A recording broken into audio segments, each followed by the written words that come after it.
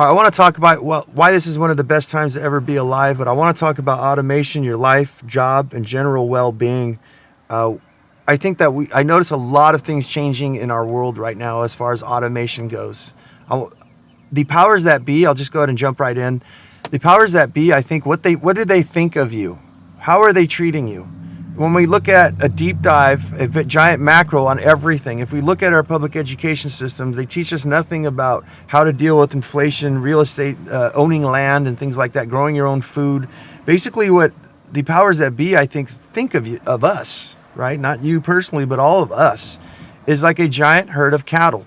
And if you look at what's happened with the cerveza sickness and stuff like that, where, it's pretty much jump. How high do you want us to jump? Everybody jumps. A lot of people don't ask questions. We've had complete silliness of things happening around us with the doctors, with our government, and it continues to be this crazy fiasco in places like Canada. And I think that the powers that be think that we're actually, all of us, pretty stupid. And you know what? I think the majority of us are, as they say, the lemmings, right? The cows. The sheeple, right? Most people just will flow in. But if you're the type of person that's asking questions, well, what is going on? What is all of this stuff? And why? Because it's perfect. They've designed human beings to not be able to think for themselves and to obey and listen to laws and everything that, even though most of the time it doesn't even make sense. And what I see, though, what I don't understand, and I'd love to hear what you guys think, is this whole automation thing. If you start to go into Costco's and seeing the kiosks, right? You start going into the grocery stores, the drug stores. Automation is coming. Well, you guys seen those little robot things that climb under houses and pull bricks out, right? This little yellow, looks like a dog. They've got Elon Musk that's creating robots and things, and they're basically replacing human beings. The question I have, too, with artificial intelligence, with AI, if you had mathematical equations, right, the science of mathematics is insane. I don't really like how you can turn a circle into a square. That's as far as I've gotten, where my mind is blown, right? Who the hell figured out how to do that? And it's perfectly, guys, a mathematical geographical square. You can convert it back and forth. But my question with AI and mathematics is that we had people like Albert Einstein who was calculating the speed of light and time, right? And because of all these mathematical equations, if you're able to put these into a computer system like artificial intelligence, which is able to compute these things, the laws of gravity of everything. I know I'm kind of going far off here, but you can almost figure out anything. And if you think about that for a minute, when I say anything, if you're able to plug into a computer to say how much oxygen will we need to get to Mars, right? How much how much fuel would it take? How would we safely build something so that it's indestructible mathematically, right? How do we invent a new fuel and things like that by giving it all this information? I think that we're at the brink where anything is possible. But the biggest thing, the fear that I have, is where do people fit in with all of this stuff? There's a whole bunch of us who, if we have robots, machinery, and we're being replaced constantly. I mean, even right now, I think a lot of people don't talk about this. I don't think that they think it's a reality. We got self-driving trucks already on, diesel trucks and things like that. It's coming, as far as what a lot of people say, and I believe them. If you think for any minute that it would not be profitable to replace you, and think about your job, things that you're able to do, right? Pushing paper, serving drinks, food, all of these things, and I'm already seeing that in restaurants. They're getting rid of people to at the fullest extent that they can. So we need to figure out what to do. And to me, enough of that doomsday stuff. I think that back to the land is the answer. And, because a papaya, a banana, a raspberry tree, a kale plant, they don't really care about what's going on with automation, politics, if you're having a bad day, a good day. I think in a certain sense that plants do have this communication, like mushrooms and stuff like that, the mycelium presenting themselves as human beings. A lot of studies of science, the history that we're talking about, maybe apes ate magic mushrooms, but I don't want to go on that trip. So there's a relationship there. But going back to the land, these are things that are quantifiable. And when I look at this, growing trees is like one of the most powerful things that you can do. There's trees that have been around, olive trees, like for over 1,000 years, and they're still producing food for people, right? You can imagine in any place in the environment that you're at, you plant these trees once, you're pretty much your grandchildren's grandchildren will probably be eating off these things. When we look at the ROI of investment. A lot of us people are poor, right? We have all this automation and things happening. And what if you were able to automate land in a way, when you think about this, like a technology, if you were able to find out what wants to live and let it live, and stop killing stop trying to keep alive what wants to die, right? Just let it die. Let what wants to live live. Stop trying to kill it. So finding indigenous trees and things like that, like nuts and palm trees, like edibles, basically. Animals, the same thing. Keep doing land races. We talked with Joseph Lofthouse on one of the previous shows. Finding out, designing a system through permaculture and natural farming, natural selection of what actually works in that area and that biome, how to deal with enough water and things like that. And I think that's the key, going back to the land.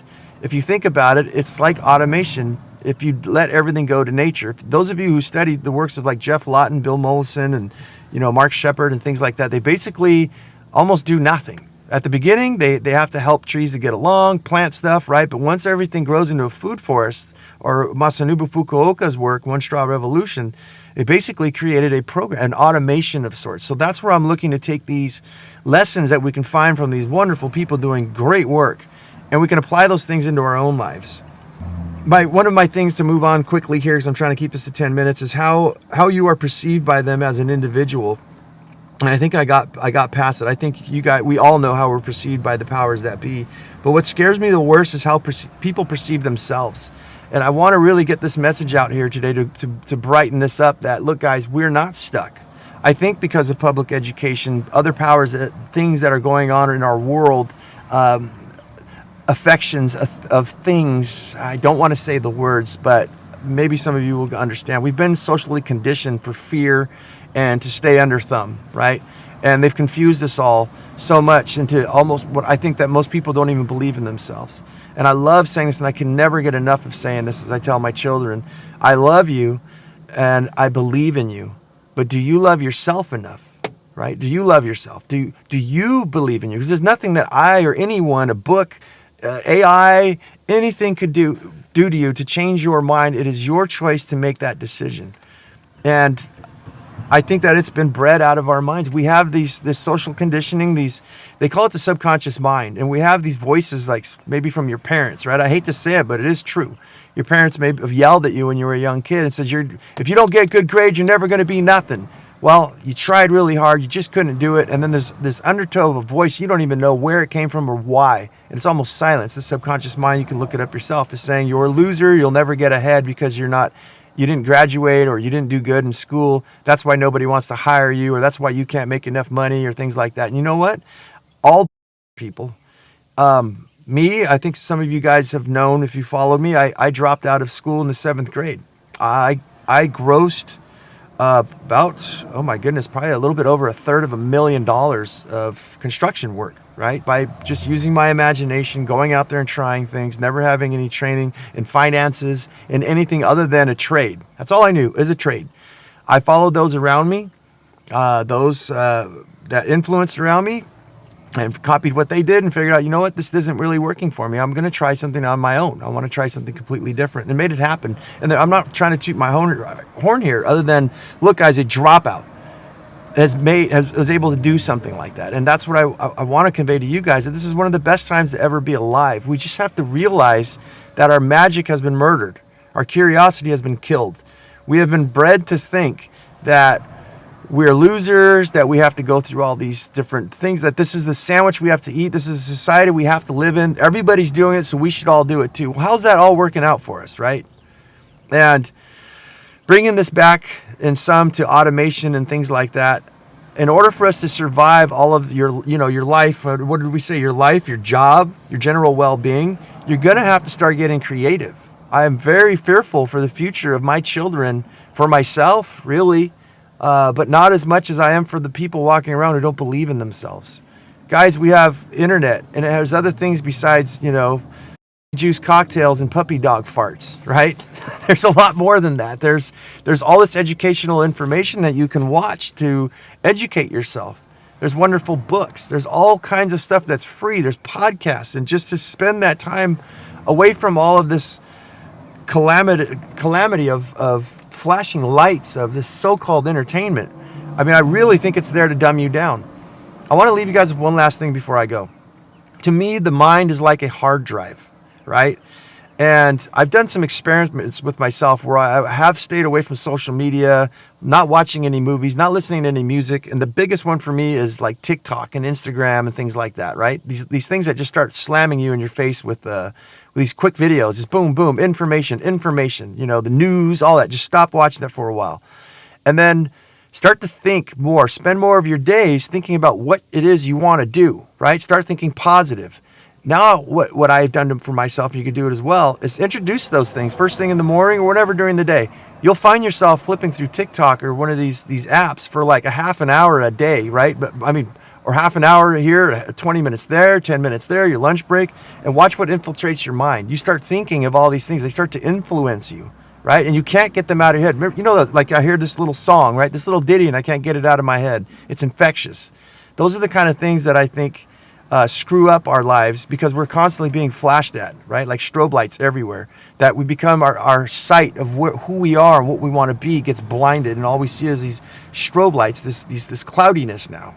If we step away from the bright lights of the so-called truth and the so-called way things are or are going, and we step away into and go into our own self, the darkness of ourselves, I would say, the pleasant darkness, like when you're sleeping, right? When you're comfortable, when the sun's out, everything's not so intrusive, and you're comfortable in yourself, and you're able to see and start experiencing yourself and creating where it is you want to go and what you want to be.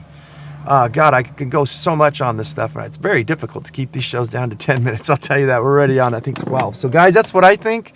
What do you think?